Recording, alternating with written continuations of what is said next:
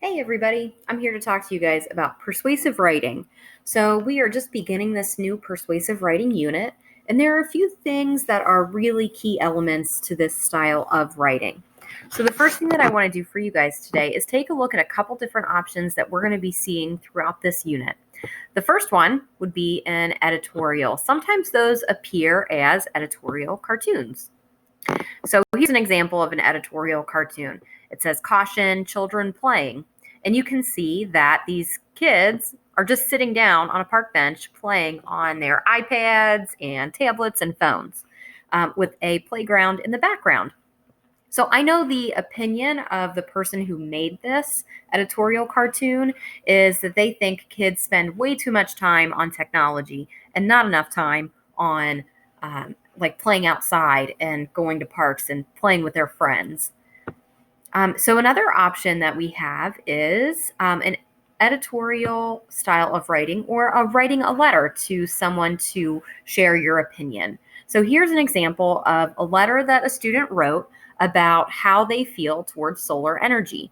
So at the very beginning, they say, "Hey, I see your newspaper. I wish to make people aware of the growing need and demands of solar power."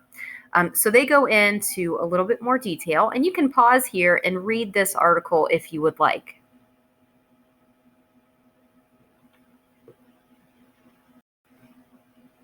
All right, so let's take a look at your keeper. So this is going to give you an outline of the elements of persuasive writing.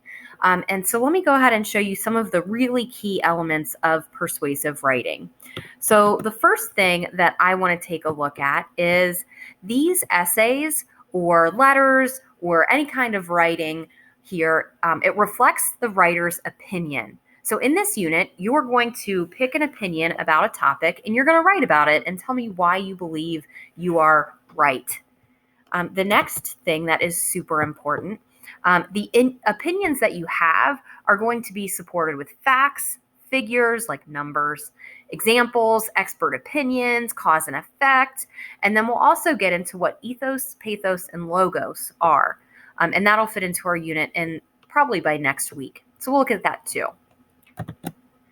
The next big thing that I think is really important in this persuasive writing is you are going to be answering potential questions that the reader might have about your topic. So say, for example, in this solar panel letter, I really wasn't too sure about what solar panels were. This person is kind of missing that information there, but it was a good start. So you would try and answer any questions your reader might have. The next thing is you might suggest a possible solution to the issue or problem. So if you think solar panels are great and amazing products, you need to be able to say, "Hey, I think this is the solution to global warming," or "I think it'll help keep the cost of living down." So you're coming up with a possible solution for the issue. And then the very last thing I want to focus on is that the writer acknowledges opposition. That means, "Hey, I know you might disagree with me because, but I still believe I am right because." So this is what we also call a rebuttal. So a rebuttal is acknowledging that you could be wrong, but it actually makes your paper a little bit stronger when you're saying, "Hey, I know people think this, but I am still right because." So that is, in a nutshell, persuasive writing. This keeper is going to be in Google Classroom when you open up this resources or keepers in the classwork tab. So click on the classwork tab. You'll see the resources or keepers. Hit view assignment. And then you'll be able to see, whenever you need it, this persuasive writing keeper.